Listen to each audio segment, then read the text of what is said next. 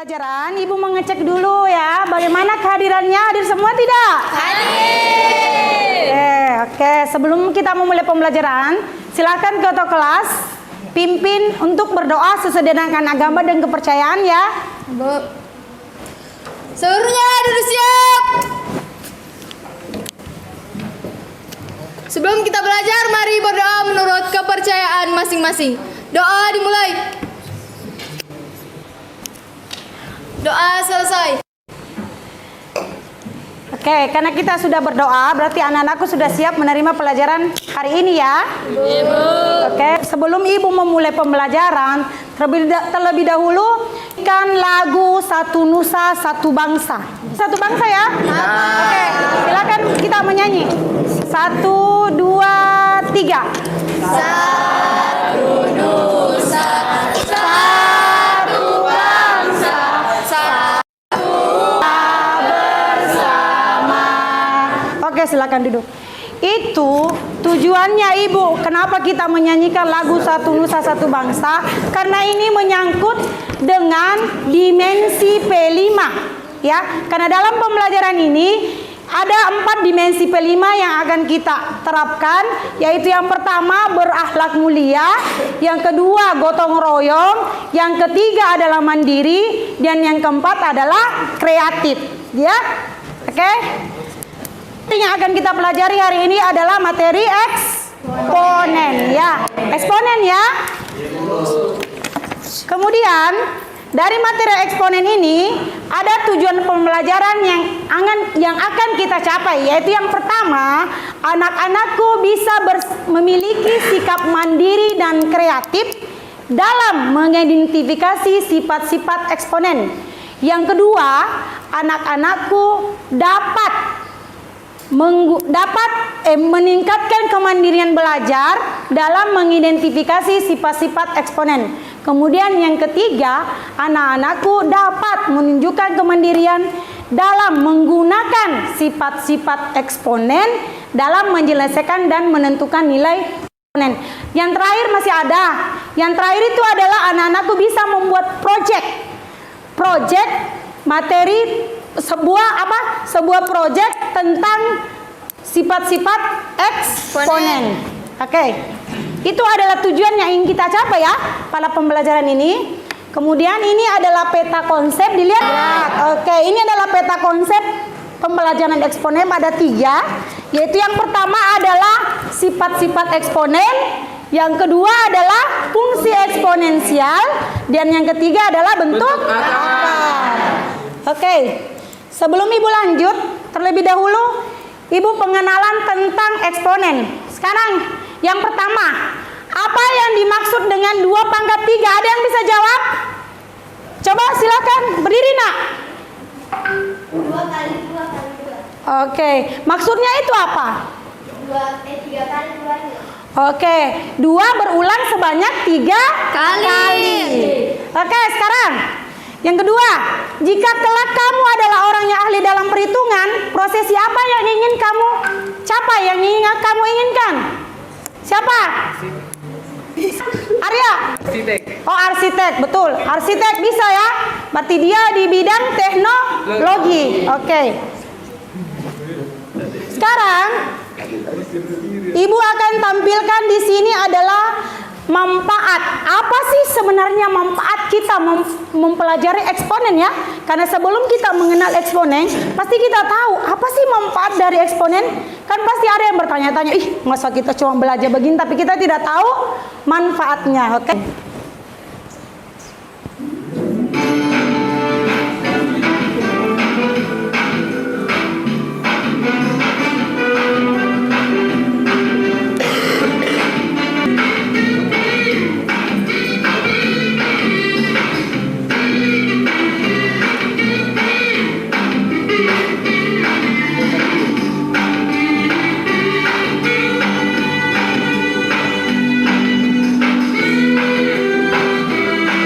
Ya, sudah dilihat ya videonya tentang apa manfaat dari eksponen. Kita tahu apa itu manfaat dari eksponen, berarti ada dalam angan-angan kita bahwa manfaat eksponen seperti ini bisa dalam ilmu biologi, ya, bisa dalam ilmu perbankan, menghitung bunga majemuk, kemudian bisa dalam ilmu sosial. Ilmu sosial itu dalam pertumbuhan penduduk. Oke, sekarang setelah itu ini ada penerapan dari eksponen. Ini dari fungsi eksponensial. Materi ini sebenarnya cukup dekat dengan diri kita, yaitu dapat membantu menjelaskan kondisi pandemi corona saat Ya, ini. masih ingat pandemi corona ya? Ternyata itu virusnya, dia bisa dihitung dengan eksponen Salah satu perspektif yang perkembangannya. digunakan, yaitu karena sifat penyebaran virus corona yang bersifat eksponensial atau berlipat ganda. Penyebaran eksponensial ini dapat kita lihat dengan memperhatikan angka reproduksi sebuah penyakit. Apa itu angka reproduksi? Angka reproduksi adalah jumlah rata-rata orang yang bisa ditulari seorang yang terpapar sebuah penyakit. BBC News Indonesia menyatakan bahwa kasus positif corona rata-rata menularkan virus ini kepada 3 orang. Ya, ternyata virus corona itu bisa dengan Kembali ke topik semula. perhitungan eksponen ya, fungsi eksponen. Mari kita berandai-andai jika angka reproduksi corona bersifat konstan, yaitu hanya bernilai 1, maka penyebaran kasus corona akan seperti ini. Pada awalnya, kita mengasumsikan terdapat 1 orang yang terpapar virus corona. Maka pada periode pertama akan ada 1 orang baru yang terpapar corona. Pada periode kedua, 1 orang baru tersebut akan menularkannya kepada 1 orang yang lain. Pada periode ketiga, akan ada 1 orang baru lagi yang terpapar corona. Begitu juga dengan periode keempat. Tapi produksi virus corona bersifat eksponensial, yaitu bernilai 3. Maka peningkatan kasus corona akan seperti ini. Pada awalnya, kita mengasumsikan terdapat 1 orang yang terpapar virus corona. Maka pada periode pertama akan ada 3 orang baru yang terpapar corona. Pada periode kedua akan ada 9 orang baru yang terpapar corona. Pada periode ketiga akan ada 27 orang baru lagi yang terpapar corona.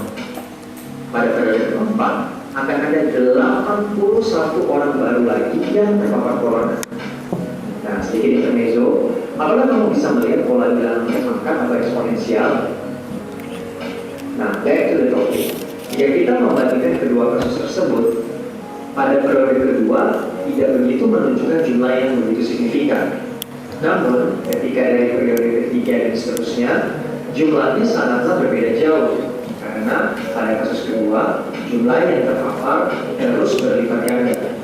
Nah, ini adalah gambaran kasar mengapa penyebaran kasus corona sangat besar. Begitulah kira-kira penjelasan singkatnya. Menurut kamu, jika di sebuah daerah terdapat 2 orang yang terpapar corona, bisakah kamu menentukan jumlah kasus baru pada periode kelima? Atau lebih jauh lagi, bisakah kamu membuat rumusan atau pola untuk menentukan jumlah kasus baru untuk setiap periode? Bisa. Terus semangat belajar dan tetap jaga kesehatan.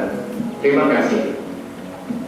Oke, ini adalah penerapan dalam eksponen. Jadi eksponen itu ternyata virus corona itu yang kemarin ya, itu ternyata bisa dihitung dengan eksponen ya. Bakteri juga itu, perkembangan bakteri itu bisa juga dihitung dengan eksponen. Jadi eksponen itu banyak manfaatnya dalam ilmu biologi. Oke. Sekarang ada tidak yang bisa jelaskan apa itu eksponen? Oke, coba satu angkat tangan. Eksponen itu apa? Coba Arya. Perkalian berulang. Iya, perkalian berulang dengan nilai yang sama. Oke. Sekarang, oke anak-anak, itu tadi pendahuluan ya, kegiatan awal tentang materi eksponen. Coba tegang-tegang salah, coba berdiri semua. Sebelum kita masuk kegiatan inti, kita ice breaking dulu ya. Ice breakingnya begini. Nah, ice breakingnya seperti ini. Kelipatan 4. Kalian menghitung 1, 2, 3. Dan pada saat 4 kalian tidak sebut. 4 itu tepuk tangan 2 kali. Oke? Katanya lanjutkan. Oke? Oke. Ibu mulai. 1. 2, 3. 1. Mundur. Lanjut. 4 setelah 4 berapa? 5. Oke, mundur. Ibu ulangi lagi. Saya dari kiri lagi ya. Oke, mulai. 1, 2, 3, 5, 6, 7, 9, 10, 11, 13, 14,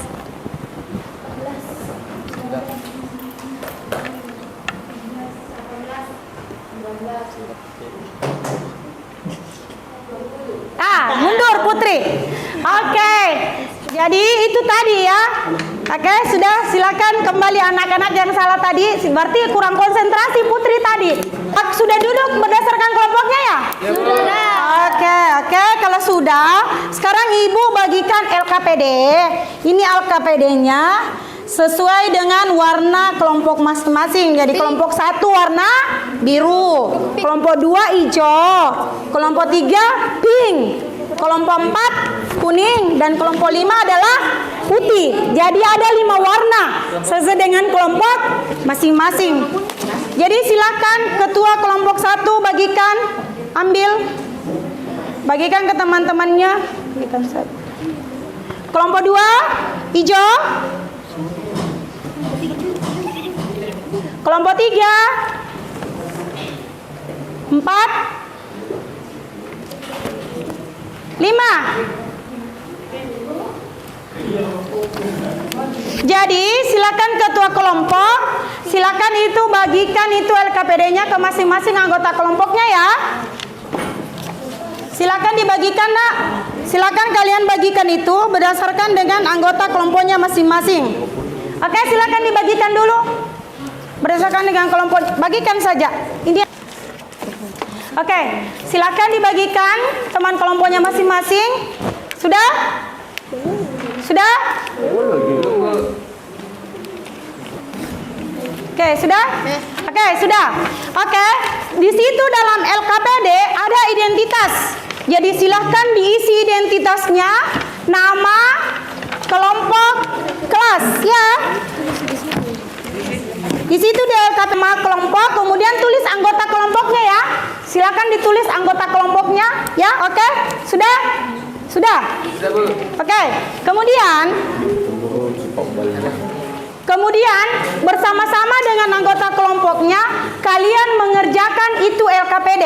Silakan berembuk dengan anggota kelompok masing-masing mengerjakan itu LKPD-nya.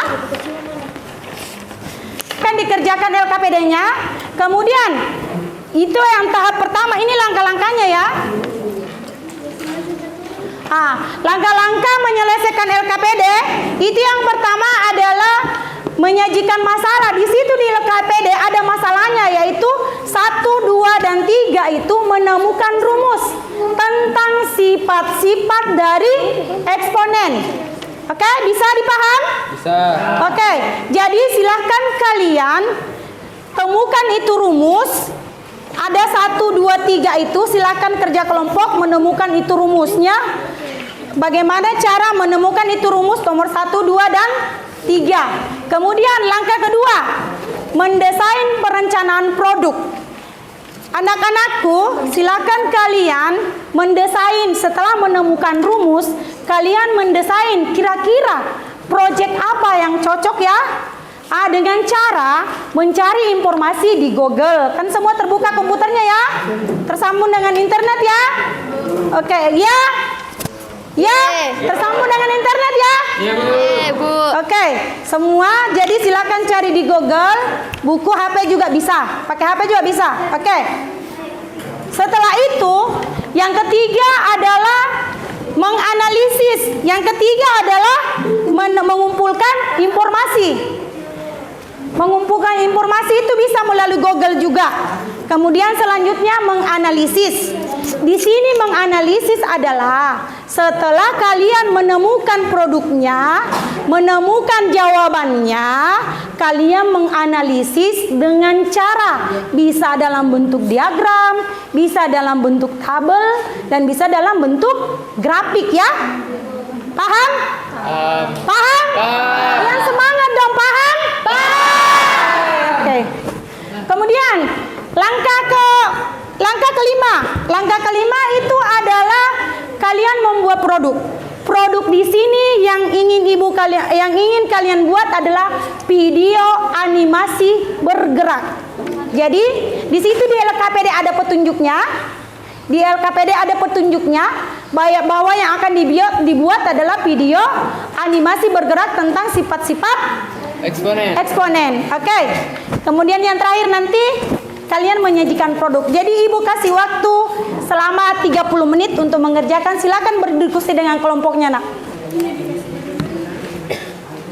Iya, Itu adalah membuat video animasi, di mana di dalamnya terdapat sifat-sifat eksponen. Kemudian menjelaskan sifat-sifat eksponen secara visual. Kemudian itu project kalian buatkan tujuan. Apa tujuan dari project itu? Membuat project itu bisa dengan aplikasi software yang lain, bisa dengan CapCut, bisa dengan Canva. Saya kira anak-anakku ahli semua dalam ini karena itu adalah jurusannya ya. Oke? Paham? Paham? Oke, silakan. Jelas di situ nomor 1, 2 dan nomor 3? jelas. Coba dilihat nomor 1, nomor 2, nomor 3. Jelas tidak? Ada yang ingin tanyakan? Nomor berapa yang ingin ditanyakan? Yang mana Priska? Oh ini nomor 3. Oh Windy nomor 3. Ini nomor 3. Ini kan bentuknya seperti ini. Ini bentuk apa? A pangkat M berpangkat N. Ini bentuk perkalian ya. Oh ini caranya temukan rumusnya dengan cara ini. Ini kan M-nya, pangkatnya ini berpangkat lagi pangkat N ya. Temukan bagaimana caranya menemukan itu. Oke? Ada lagi?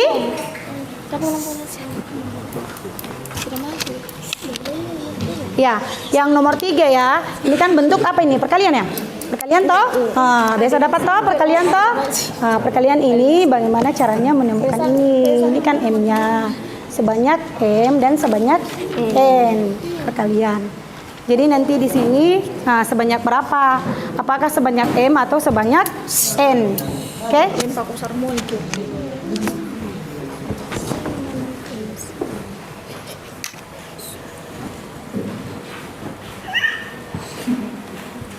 Bisa semua pakai aplikasi Canva toh? Bisa. CapCut juga bisa ya? Bisa. Iya, bisa. Jelas Arya? Nomor 2. Dengan maksudnya. Ya, ini kan bentuk apa ini? Kalau bentuk apa kalau begini? Bentuk Pembagian. Nah, oke, bentuk pembagian. Nah, bentuk pembagian seperti ini kan? M per N. Bilang pokok sama toh? Nah, jadi dia nanti sebanyak apa? Sebanyak M atau sebanyak N? Ini kan menemukan rumus. Oke? Paham? Nah, ini nanti ini penyebutnya sebanyak berapa? Pembilangnya sebanyak berapa? Iya, karena kan dia pembagian toh? Oke. X ketemu N.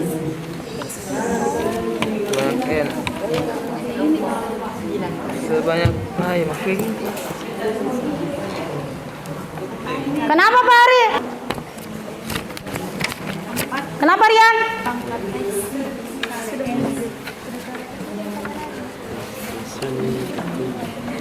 Oke.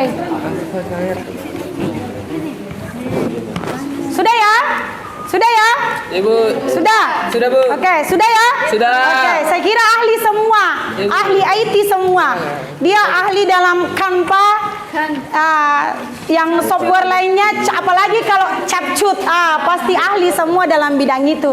Saya yakin itu ahli semua dalam bidang itu. Nah, oke, sekarang saatnya produk itu penilaiannya itu begini, ada kriterianya. Yang pertama, menarik dan informatif. Kemudian yang kedua, sesuai dengan materi. Jadi materinya itu tidak lepas dari sifat-sifat Eksponen. Oke, sifat-sifat eksponen. Kemudian menggunakan animasi yang sesuai.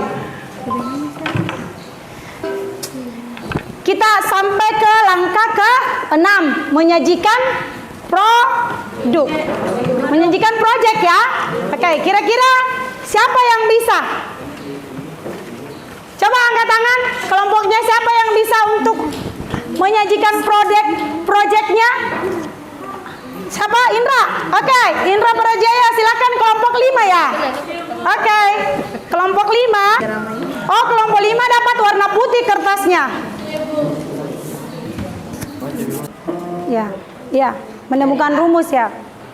Pertama sifat eksponen bentuk apa ya? Bentuk perkalian ya. Bentuk perkalian yang pertama ya. Oke. Setelah menemukan ya.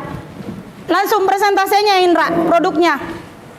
Hasil menemukan dan menyelesaikan sifat eksponen, kita dapat membuat proyek berupa video animasi bergerak tentang sifat-sifat eksponen yang akan kami tampilkan. Jelaskan sifat-sifat eksponen, contoh soal eksponen dan penjelasan. Alat yang kami gunakan adalah handphone, bahan yang kami gunakan untuk mengedit ini adalah aplikasi Capcut. Di Capcut semuanya ada. Adapun anggota kelompok kami yaitu Indra Barajaya, Paniati, Ina Margatila, dan Muhammad Syarisa Pandevi. Silakan diperhatikan, nah itu proyeknya melalui Canva. Contohnya 2/3 sama dengan 2 kali 2 kali 2. Bentuk umum dari E adalah A pangkat N. A sama dengan bilangan pokok, N sama dengan bilangan berpangkat atau eksponen. P pangkat M tambah N sama dengan P pangkat M kali P sifat 2. P pangkat M kurang P sama dengan ini dibagi. P pangkat M E pangkat N berarti ini dikali. Sederhanakanlah bentuk berikut. A pangkat 2 kali A pangkat 3 sama dengan A pangkat 2 tambah 3 sama dengan A pangkat 5. Jadi ditambah ya teman-teman. Kalau yang ini dikurangnya 3 pangkat 5 bagi 3 pangkat 3 sama dengan 3 pangkat 5 kurang 3 sama dengan 3 pangkat 2. Kalau ada tanda begini, tanda kurung berarti dikali ya teman-teman. Ya, itu suatu animasi ya. Animasi bergerak ya. Suara dengan gambarnya. Ya. Sudah? Sudah habis? Sudah. Ini termasuk kreatif ya. Karena dia menggunakan bahasa sendiri. Animasi suaranya sendiri. Kemudian dia menggunakan animasi bergerak yang lucu-lucu. Yang bersemangat ya. Oke? Bisa semua ya anak-anak seperti ini ya. Oke, terima kasih. Aplaus untuk kelompok 5. Iya, suatu karya yang inovatif. Suatu karya yang inovatif karena dia memakai suara sendiri. Oke? Oke, silakan. Terima kasih kelompok 5. Oke, jadi anak-anakku videonya seperti itu ya. Jadi ada yang pakai Canva, ada pakai Kapuk. Indra tadi ini pakai apa? Oh, Capcut. Oke, kita melihat penampilan dari menyajikan produk ya, project tentang video animasi tentang sifat-sifat eksponen. Sekarang aku sekalian yang bisa menyimpulkan dari awal pembelajaran sampai temannya menyimpulkan.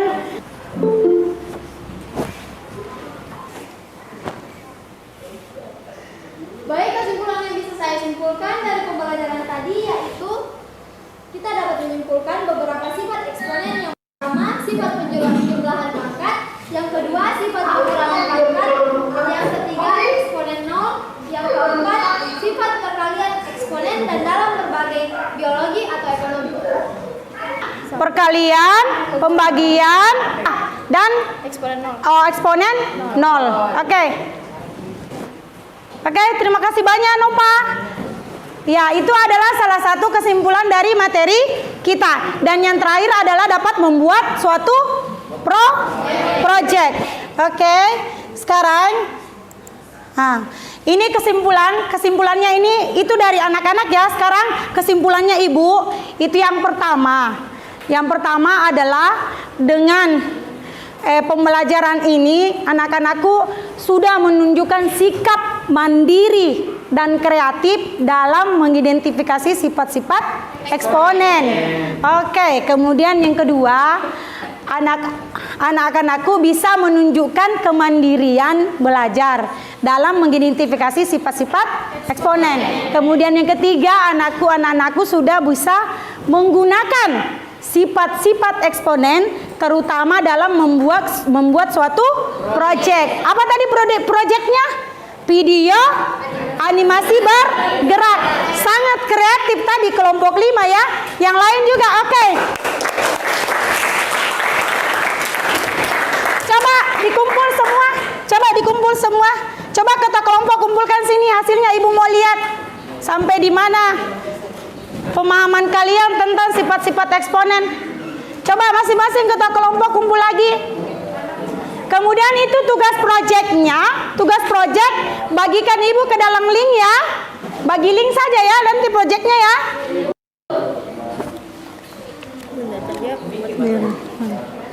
Kelompok 5.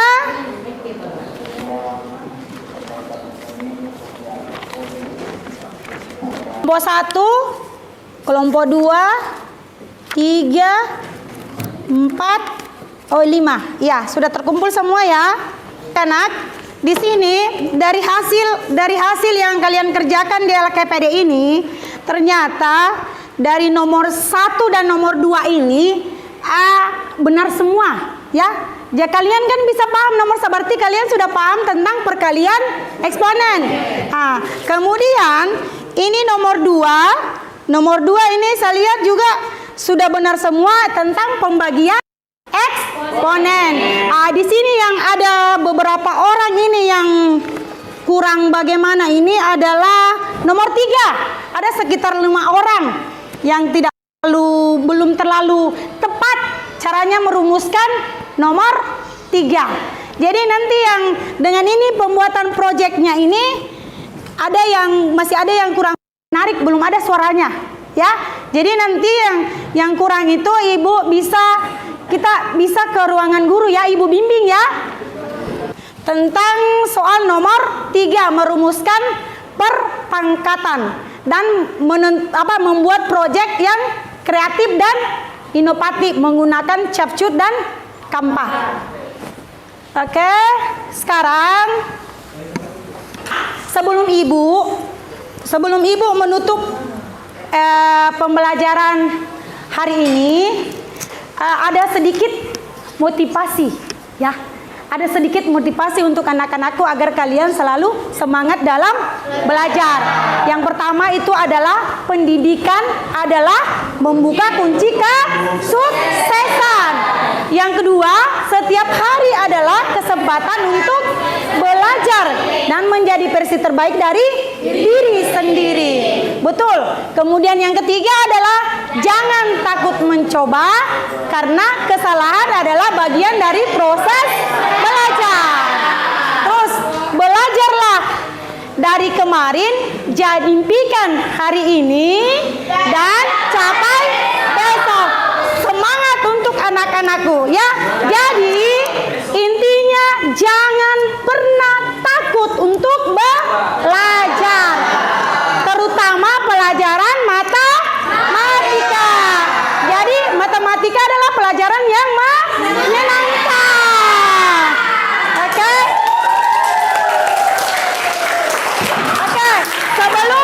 Sebelum Ibu akhiri pembelajaran ini, coba ketua kelas tutup dengan doa. Kita berdoa bersama-sama. Seluruhnya ada siap. Sebelum kita mengakhiri pelajaran ini marilah kita berdoa. Doa dimulai.